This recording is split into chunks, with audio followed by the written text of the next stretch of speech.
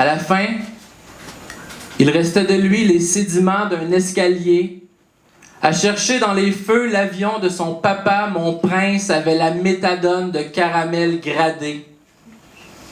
Les voitures qui descendent, la voie de service d'une diminution de dose, il avait une façon précise de rouler ses yeux en petits véhicules remplis de tatouages blessés.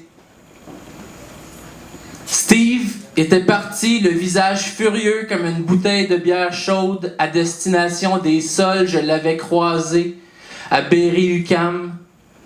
Il ébruitait des émeraudes collées et parlait la pelouse circoncise des médicaments.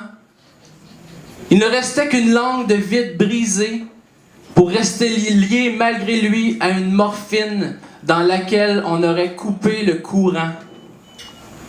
Je lui avais serré la main, mon brave édifice de longueur tendre, jusqu'à faire sauter les abribus dans ses joues. Il m'avait souri comme on tapoche le drum dans la cave du sida où les animaux sont en feu.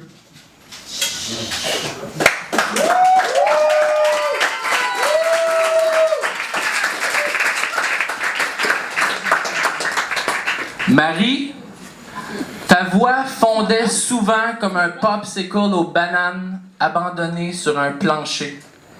Mais lorsque tu te révoltais, tu avais les doigts croches d'un onguent dilaté, à force de jouer les arpèges d'être filtré par l'empathie vaginale, tu t'ouvrais jusqu'à la fausse carte de ton alcool.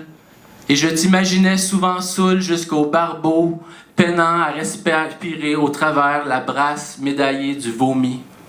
Toujours au coin de la rue, droite, dans la noirceur immaculée, je te ramassais avec mon char pour aller flipper la boulette des salles, tourner le couteau dans la politesse des chaises. Tu te levais dans mon siège, toi ma petite montagne d'ours glacés. Ta tristesse empilée comme un argent et tes yeux toujours où avaient lieu des concerts de gangs de rue. Tu disais « Top of the morning, sir ». Ton corps disloqué, un tunnel dans lequel les armées se seraient cachées.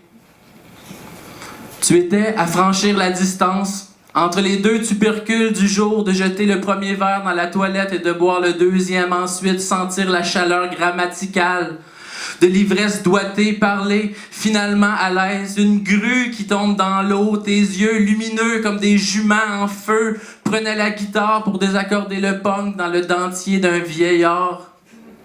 Tu coulais les bateaux, dans la patience des voisins, tu t'endormais sur un piano désaccordé souvent. Mais le lendemain, sur le coin de la rue, portant tes cheveux, la bouche honteuse de la perdition, tu te levais sur mon siège, un cerf-volant de coyote.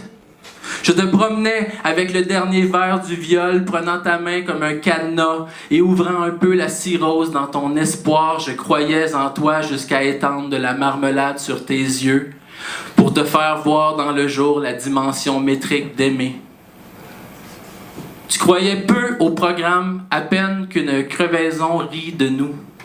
Et j'étais toi soudain, sans la fausse note d'une explosion, cherchant dans mes cheveux l'overdose d'une contrebasse, le blackout d'une nuit dans le cou d'un chameau, mais une fois par année, il soufflait ses chandelles pour cette panne de courant qui rentrait de reculons dans l'oreille de ta virginité. Tu m'avais souvent parlé de cloches d'eau dans les mamelles de ta mère, et cela faisait une musique étrange, avec les organes du suicide, et tu avais pris la route pour parcourir loin des canaux d'haleine des matins inscrits sur les cadrans de la prostitution. J'ai fait quelque chose sur ta main qui ressemblait au disque de la survie, et j'espère qu'il tourne encore sur les radios violées de ta beauté. Merci.